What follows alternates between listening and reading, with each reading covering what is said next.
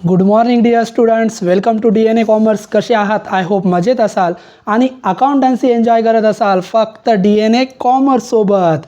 तर विद्यार्थी मित्रांनो, तुम्हाला सर्वांना माहीतच आहे, BCom शिकणाऱ्या सर्व विद्यार्थ्यांसाठी BComचा अकाउंटन्सी या विषयाचा पूर्ण सिलेबस आपल्या DNA कॉमर्स या यूट्यूब चॅनलवर अगदी मोफतपणे उपलब्ध करून दिला जात आहे.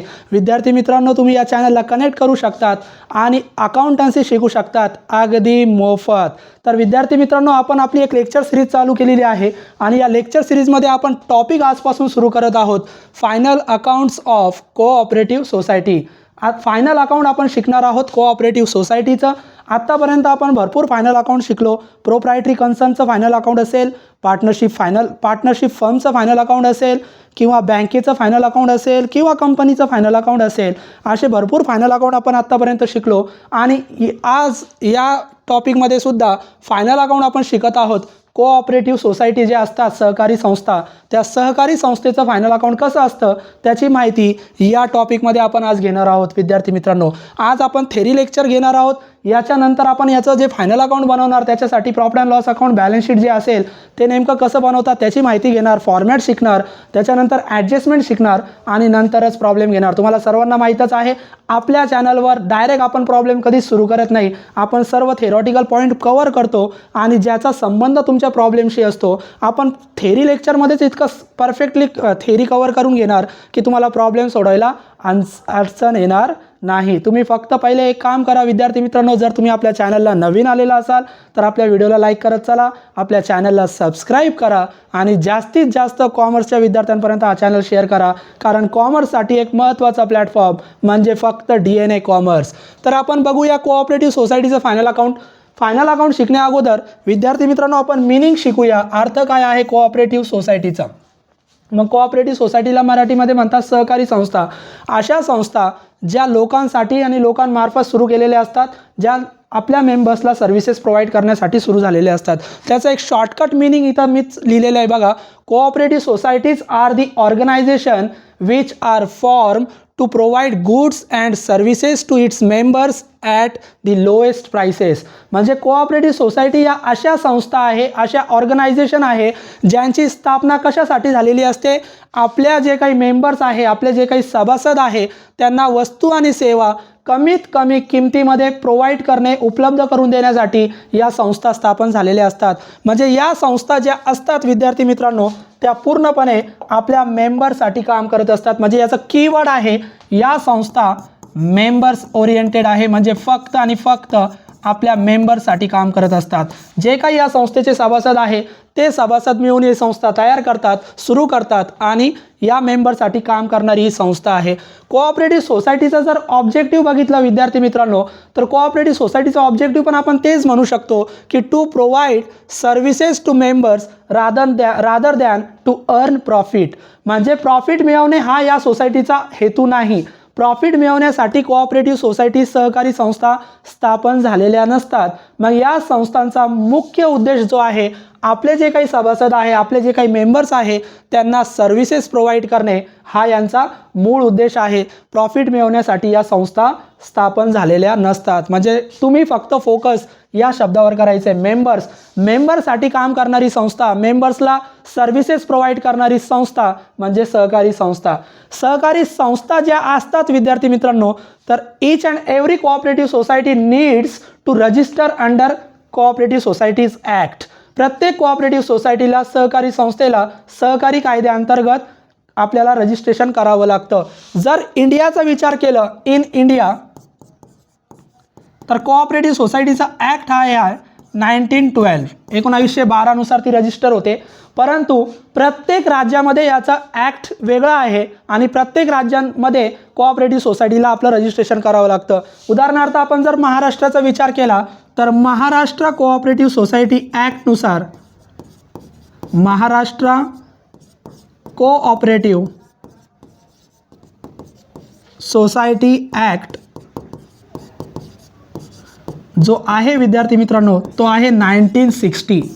1960 नुसार महाराष्ट्र राज्यामध्ये जर एखादी कोऑपरेटिव्ह सोसायटी सुरू झाली तर त्या कोऑपरेटिव्ह सोसायटीला महाराष्ट्र कोऑपरेटिव्ह सोसायटी ॲक्ट 1960 नुसार रजिस्ट्रेशन करावं लागतं. म्हणजे भारतामध्ये तर आहे 1912चा ॲक्ट, परंतु प्रत्येक राज्यानुसार स्टेट वाईज कोऑपरेटिव्ह सोसायटीला त्यांच्या स्टेटमध्ये रजिस्ट्रेशन करावं लागतं. तर महाराष्ट्र कोऑपरेटिव्ह सोसायटी ॲक्ट जो आहे विद्यार्थी मित्रांनो तो आहे 1960, हे लक्षात ठेवायचं आहे. त्याच्यानंतर कोऑपरेटिव्ह सोसायटीचं जर तत्व तुम्ही बघितलं, प्रिन्सिपल जर बघितलं, तर मी तुम्हाला सांगितलं ही लोकांसाठी मेंबरसाठी काम करणारी संस्था आहे. तर याचे प्रिन्सिपल सगळ्यात महत्त्वाचं, याच्यामध्ये जितके पण मेंबर्स असतात प्रत्येक मेंबरला 1 वोट असतो, एक मतदानाचा अधिकार दिलेला असतो. म्हणजे 1 मेंबर 1 वोट या प्रिन्सिपलवर काम करणारी संस्था आहे. म्हणजे प्रत्येक मेंबरला एकच वोटिंग राईट इथं आपल्याला दिसतं. म्हणजे 1 मेंबर 1 वोट या संस्थेचं मुख्य तत्व आहे. म्हणजे प्रत्येक सभासदाला एक मतदानाचा अधिकार इथं दिलेला आहे. त्याच्यानंतर अजून जर काही तत्व आपण बघितले तर कलेक्टिव्ह एफर्ट्स, सर्व मिळून काम करत असतात, सर्व मेंबर मिळून काम करतात. कोणताही एकट्या मेंबरची ही संस्था नाही, कोणत्याही एका सभासदाच्या मालकीची ही संस्था नाही, कोणताही एक सभासद याच्यामध्ये निर्णय घेऊ शकत नाही. म्हणजे कलेक्टिव्ह एफर्ट्स आहे, सगळे मिळून सामूहिकरित्या काम करत असतात. त्याच्यानंतर इक्वॅलिटी, इथं समानता आहे, कारण इथं आपण बघितलं प्रत्येकाला 1 मेंबर 1 वोट, प्रत्येकाला एकच मतदानाचा अधिकार आहे, कुणालाही वोटिंग राईट जास्त दिलेले नाही. म्हणजे कोऑपरेटिव्ह सोसायटीमध्ये अजून एक तत्व आपण सांगू शकतो की इथं इक्वॅलिटी आहे, समानता आहे. त्याच्यानंतर डेमोक्रेसी, लोकशाही तत्वावर चालणारी ही संस्था आहे. इथं डिक्टेटरशिप चालत नाही, इथं हुकुमशाही चालत नाही. कोणताही एक व्यक्ती, कोणताही एक मेंबर इथं आपले वर्चस्व दाखवू शकत नाही किंवा डॉमिनेट करू शकत नाही. इथं डेमोक्रेसी आहे, लोकशाही तत्वावर काम करणारी संस्था आहे. सर्व मेंबर इलेक्टेड असतात, इलेक्टेड असतात आणि ते निर्वाचित झाल्यानंतर, निवडून आल्यानंतर या सोसायटीचं काम करत असतात. म्हणजे सर्वजण मिळून एकत्र येऊन या सोसायटीमध्ये काम करत असतात. लोकशाही तत्वावर काम करणारी संस्था आहे. सर्व मिळूनच जर निर्णय घेत असतात, सर्व सभासद मिळून याच्या कामकाजामध्ये सहभाग घेऊ शकतात. त्याच्यानंतर विद्यार्थी मित्रांनो कोऑपरेटिव्ह सोसायटीचे जर प्रकार बघितले तर 5-6 प्रकार आपण इथं लिहिलेले आहे. क्रेडिट कोऑपरेटिव्ह सोसायटी आहे, कंझ्युमर कोऑपरेटिव्ह सोसायटी आहे, हाऊसिंग कोऑपरेटिव्ह सोसायटी आहे, फार्मर्स कोऑपरेटिव्ह सोसायटी आहे, प्रोड्युसर्स कोऑपरेटिव्ह सोसायटी आहे आणि मार्केटिंग कोऑपरेटिव्ह सोसायटी आहे. असे 5-6 प्रकार आपण बघितलेले आहे. क्रेडिट कोऑपरेटिव्ह, क्रेडिट म्हणजे जे अशा कोऑपरेटिव्ह सोसायटी ज्या आपल्या मेंबर्सला फायनान्स प्रोव्हाइड करत असतात, लोन प्रोव्हाइड करत असतात. म्हणजे जे काही मेंबर्स आहे त्यांना जर लोन पाहिजे असेल तर या क्रेडिट कोऑपरेटिव्ह सोसायटी आपल्या मेंबर्सला लोन प्रोव्हाइड करतात आणि अतिशय कमी व्याजदरामध्ये हे लोन उपलब्ध करून देतात. यांना म्हणतो आपण credit cooperative society. They are majorly engage to provide financial support to their members. आपल्या मेंबर्सला एक प्रकारचं फायनान्शियल सपोर्ट देण्याचं काम हे क्रेडिट कोऑपरेटिव्ह सोसायटी करत असतात. त्याच्यानंतर कंझ्युमर कोऑपरेटिव्ह सोसायटी या कंझ्युमर ओरिएंटेड आहे. म्हणजे कंझ्युमरला गुड्स अँड सर्व्हिसेस प्रोव्हाइड करणे, quality goods and services provide करणे, कमी किमतीत चांगला माल उपलब्ध करून देणे, हे या सोसायटीचा मुख्य उद्देश आहे. हे जे थेरी लेक्चर आहे विद्यार्थी मित्रांनो हे खूप महत्त्वाचं आहे. याच्यावर जर थेरी नोट्स विचारली तर याच्या अनुषंगाने तुम्ही थेरी क्वेश्चन सोडवू शकतात. त्याच्यानंतर हाऊसिंग कोऑपरेटिव्ह सोसायटी गृहनिर्माण सहकारी संस्था आहे, ज्या आपल्या मेंबर्सला वेगवेगळे घरं उपलब्ध करून देण्याचं काम करतात. म्हणजे मेंबरसाठी रेसिडेन्शियल प्लॉट खरेदी करणं असेल, त्याच्यावर रेसिडेन्शियल प्लॉट्स कन्स्ट्रक्ट करणं असेल, म्हणजे आपले जे काही मेंबर्स आहे त्यांना घर उपलब्ध करून देण्याचं काम या कोऑपरेटिव्ह सोसायटी करतात. त्यांना आपण म्हणूया हाऊसिंग कोऑपरेटिव्ह सोसायटी. म्हणजे गृहनिर्माण उपलब्ध करण्याचं काम या सोसायटी करत असतात. त्याच्यानंतर फार्मर्स कोऑपरेटिव्ह सोसायटी, शेतकऱ्यांसाठी सुद्धा कोऑपरेटिव्ह सोसायटी काम करतात. मग शेतकऱ्यांसाठी जे काही शेतीसाठी लागणारे जे काही अवजारं आहे, बियाणं आहे, हे सर्व उपलब्ध करून देण्याचं काम, जे काही ॲग्रिकल्चरल टूल्स आहे, टेक्नॉलॉजी आहे, हे सर्व त्या फार्मर्सला उपलब्ध करून देण्याचं काम या सोसायटी करत असतात. म्हणजे थोडक्यात फार्मर आणि शेती क्षेत्राचा विकास करण्यासाठी या कोऑपरेटिव्ह सोसायटी काम करत असतात. त्यांना आपण म्हणूया फार्मर्स कोऑपरेटिव्ह सोसायटी. त्याच्यानंतर प्रोड्युसर कोऑपरेटिव्ह सोसायटी, उत्पादक म्हणजे असा व्यक्ती जो वस्तूचं उत्पादन घेत असतो. मग मार्केटमध्ये 2 प्रकारचे प्रोड्युसर असतात, 2 प्रकारचे उत्पादक असतात, एक स्मॉल प्रोड्युसर आणि एक बिग प्रोड्युसर, मोठे उत्पादक आणि लहान उत्पादक. मग जे काही लहान उत्पादक आहे त्यांना मोठ्या उत्पादकांपासून संरक्षण देण्याचं काम हे प्रोड्युसर कोऑपरेटिव्ह सोसायटी करत असतात. काही वेळेस काय होतं, मोठे जे काही प्रोड्युसर आहे ते मोनोपॉली करत असतात, आपली मक्तेदारी निर्माण करतात आणि जे काही छोटे प्रोड्युसर आहे त्यांच्यावर वर्चस्व निर्माण करण्याचं काम करत असतात. परंतु या प्रोड्युसर कोऑपरेटिव्ह सोसायटी काय करतात, अशा स्मॉल प्रोड्युसरला त्यांचं इंटरेस्ट प्रोटेक्ट करण्याचं काम करत असतात, त्यांना संरक्षण देण्याचं काम करत असतात. तसंच जे काही प्रोड्युसर आहे, प्रोडक्शन प्रोसेस आहे उत्पादनाची, मग उत्पादनाच्या प्रक्रियेमध्ये मदत करण्यासाठी सुद्धा या कोऑपरेटिव्ह सोसायटी त्या प्रोड्युसरला मदत करत असतात. म्हणून याला आपण म्हणूया प्रोड्युसर कोऑपरेटिव्ह सोसायटी. आणि कोऑपरेटिव्ह सोसायटी फक्त प्रोड्युसरला प्रोडक्शनमध्ये मदत करत नाही, तर त्या प्रोड्यूस झालेल्या वस्तू, उत्पादित झालेला माल मार्केटमध्ये विकण्यासाठी सुद्धा कोऑपरेटिव्ह सोसायटी मदत करतात. त्या कोऑपरेटिव्ह सोसायटीला म्हणतात मार्केटिंग कोऑपरेटिव्ह सोसायटी. म्हणजे आपल्या प्रोड्युसरला एक चांगलं मार्केट, बाजारपेठ उपलब्ध करून देण्याचं काम या कोऑपरेटिव्ह सोसायटी करत असतात. तर हे झाले कोऑपरेटिव्ह सोसायटीचे प्रकार, अगदी थोडक्यात आपण बघितले. त्याच्यानंतर कोऑपरेटिव्ह सोसायटीचे जे वैशिष्ट्य बघितले विद्यार्थी मित्रांनो, तर कोऑपरेटिव्ह सोसायटीचे 4-5 वैशिष्ट्य लक्षात घ्या. पहिला, रजिस्ट्रेशन. मी आत्ताच सांगितलं, प्रत्येक कोऑपरेटिव्ह सोसायटीला इन इंडिया 1912च्या ॲक्टनुसार ते रजिस्टर करू शकतात आणि प्रत्येक राज्यामध्ये कोऑपरेटिव्ह सोसायटीला आपलं रजिस्ट्रेशन करावं लागतं. प्रत्येक राज्याचं ॲक्ट वेगळा आहे. आपण महाराष्ट्रासाठी विचार केला तर महाराष्ट्रामध्ये जितक्या पण कोऑपरेटिव्ह सोसायटी आहे, they needs to register as per Maharashtra cooperative society act 1960. महाराष्ट्रामध्ये जितक्या सहकारी संस्था आहे त्यांना 1960च्या कायद्याअंतर्गत रजिस्ट्रेशन करावं लागतं. त्याच्यानंतर कोऑपरेटिव्ह सोसायटीचं दुसरं वैशिष्ट्य बघितलं तर open membership. Cooperative society it is a voluntary association of members. ही एक ऐच्छिक संस्था आहे. And any member may join or quit the cooperative society at any time.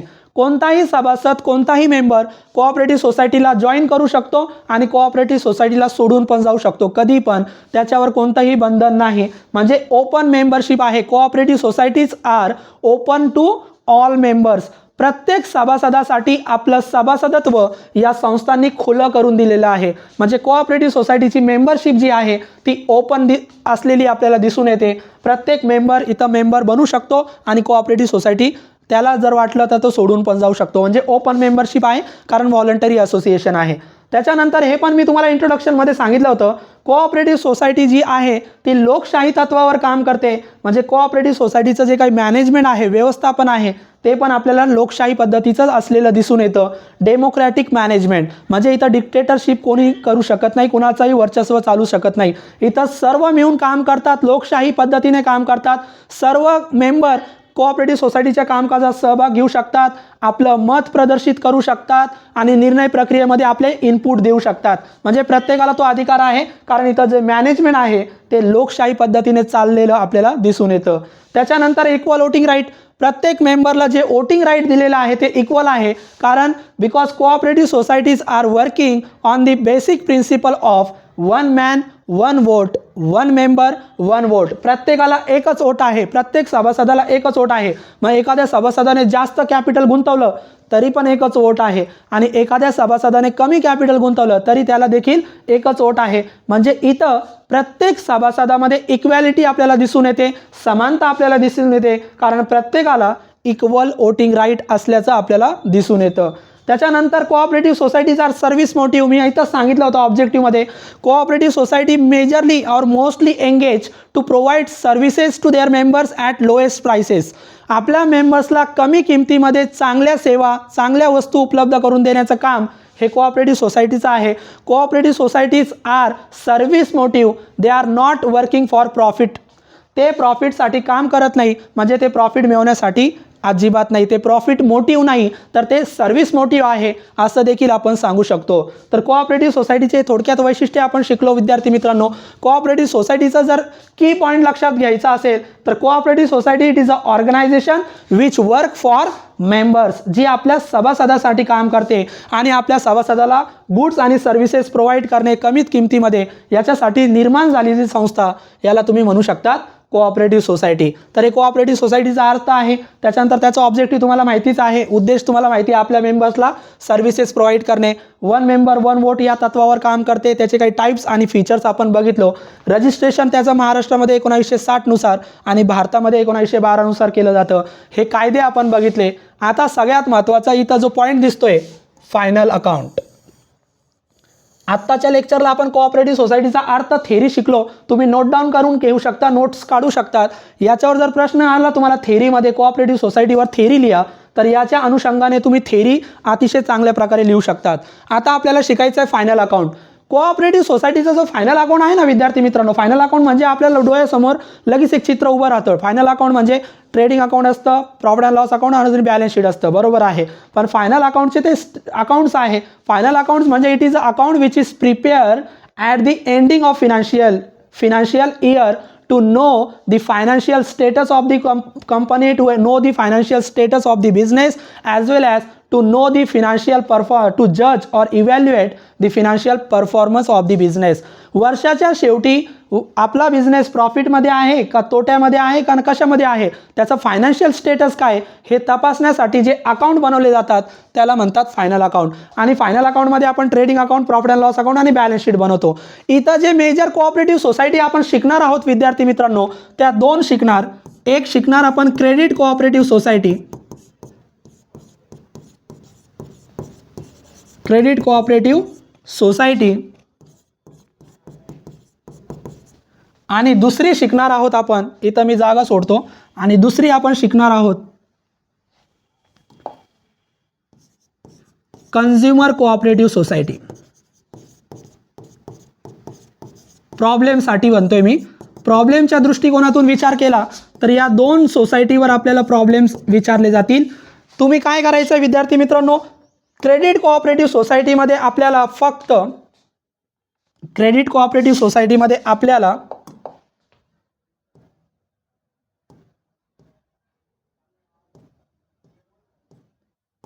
Credit cooperative सोसायटीमध्ये आपल्याला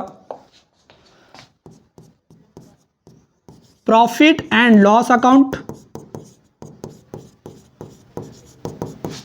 आणि दुसरं फक्त बॅलन्स शीट बनवायचं आहे. फक्त बॅलन्स शीट बनवायचं आहे. आणि जर कंझ्युमर कोऑपरेटिव्ह सोसायटीचा प्रॉब्लेम विचारला तर आपल्याला ट्रेडिंग अकाउंट, आता मी शॉर्टमध्ये लिहितोय, प्रॉफिट अँड लॉस अकाउंट म्हणजे शॉर्टमध्ये P&L अकाउंट, आणि तिसरं बॅलन्स शीट, तिसरं बॅलन्स शीट. हे लक्षात घ्या. प्रॉब्लेम जर क्रेडिट कोऑपरेटिव्ह सोसायटीचा विचारला तर प्रॉफिट अँड लॉस अकाउंट आणि बॅलन्स शीट आपल्याला बनवायचं आहे. आणि कंझ्युमर कोऑपरेटिव्ह सोसायटीचा विचारला तर trading account, profit and loss account आणि बॅलन्स शीट हे आपल्याला बनवायचं आहे. तुम्हाला प्रश्नामध्ये दिलं जातं कोणती सोसायटी आहे आणि काय बनवायचं आहे, त्याच्यामध्ये एवढं काही अडचण नाही. तर हे फायनल अकाउंटचे आपले स्टेटमेंट असतील. आणि फायनल अकाउंट जो आपण बनवणार विद्यार्थी मित्रांनो, कोऑपरेटिव्ह सोसायटीचा हा जो फायनल अकाउंट असणार, हा जो फायनल अकाउंट आहे कोऑपरेटिव्ह सोसायटीचा, तो आपण बनवणार फॉर्म N मध्ये. फॉर्म N मध्ये हे एक लक्षात ठेवा, कोऑपरेटिव्ह सोसायटीचा जो फायनल अकाउंट आहे तो फॉर्म N मध्ये बनवतात. हे तुम्हाला ऑब्जेक्टिव्हमध्ये येऊ शकतं की कोऑपरेटिव्ह सोसायटीचा फॉर्म जो काही फायनल अकाउंट आहे तो फॉर्म N मध्ये बनवणार. आणि फॉर्म N काय आहे ते पुढच्या लेक्चरला मी शिकवणार आहे. फॉर्म N मध्ये प्रॉफिट अँड लॉस अकाउंट आणि बॅलन्स शीटचा फॉर्मॅट सांगितलेला आहे, त्याचे हेड्स डिसाईड केलेले आहे. त्या हेड्सनुसारच प्रॉफिट अँड लॉस अकाउंट आणि बॅलन्स शीट आपल्याला बनवावं लागेल. आपण जसं बॅलन्स शीट आणि प्रॉफिट अँड लॉस अकाउंट आत्तापर्यंत बनवत होतो तसं आपल्याला बनवता येणार नाही. या प्रॉफिट अँड लॉस अकाउंटचा आणि बॅलन्स शीटचा एक फॉर्मॅट ठरलेला आहे. त्या फॉर्मॅटला आपण बनवणार फॉर्म N मध्ये. मग फॉर्म N ने प्रॉफिट अँड लॉस अकाउंट कसा बनवायचा ते ठरवलेलं आहे. डेबिट साईडला किती खर्च असतील, क्रेडिटला किती इन्कम असतील हे ठरलेलं आहे. बॅलन्स शीटला लायबिलिटी किती असतील, असेट किती असतील, पहिली कोणती, दुसरी कोणती, तिसरी कोणती, याचा सिक्वेन्स देखील ठरलेला आहे. हे सर्व जे ठरलं ते कोणत्या फॉर्ममध्ये ठरलं, फॉर्म N मध्ये. तो फॉर्मॅट मी तुम्हाला पुढच्या लेक्चरला शिकवणार आहे. आणि जर तुम्हाला फॉर्मॅट जर माहीत असेल तरच विद्यार्थी मित्रांनो तुम्ही फायनल अकाउंट कोऑपरेटिव्ह सोसायटीचं सोडू शकतात. म्हणून जेव्हा मी फॉर्मॅटचं लेक्चर घेणार पुढचं, तो आवर्जून बघा आणि फॉर्मॅट पाठ करा. कारण फॉर्मॅट जर तुम्हाला पाठ झाला तर कोऑपरेटिव्ह सोसायटीचं जर फायनल अकाउंट तुम्ही सोडवणार तो निम्मा आपला सॉर्ट झाला असं समजून घ्या. सगळ्यात महत्त्वाचा फॉर्मॅट आहे. आणि काही ॲडजस्टमेंट असतात, त्या ॲडजस्टमेंटसुद्धा मी तुम्हाला सेपरेटली शिकवणार आहे. म्हणून तुम्हाला फक्त काळजी करण्याची गरज नाही. आपली लेक्चर सिरीज असेल, लेक्चर 1, 2, 3 प्रत्येक लेक्चरला फॉलो करा आणि चांगल्या प्रकारे शिका. तुम्हाला अडचण अजिबात अकाउंटन्सीमध्ये येणार नाही. हे आम्ही DNA कॉमर्सद्वारे तुम्हाला एक शाश्वती देतो. विद्यार्थी मित्रांनो, जर तुम्हाला व्हिडिओ आवडलेला असेल आजच्या थेरी लेक्चरचा तर जास्तीत जास्त विद्यार्थ्यांपर्यंत हा चॅनल शेअर करा, व्हिडिओला लाईक करा आणि सबस्क्राईब करायला विसरू नका. पुढच्या लेक्चरला आपण फायनल अकाउंटचा प्रॉफिट अँड लॉस अकाउंट आणि बॅलन्स शीटचा जो फॉर्मॅट दिलेला आहे फॉर्म एनमध्ये तो फॉर्मॅट आपण शिकणार आहोत. आत्ताच्या लेक्चरला आपण इथं थांबूया, पुढच्या लेक्चरला फॉर्मॅट शिकूया. थँक्यू.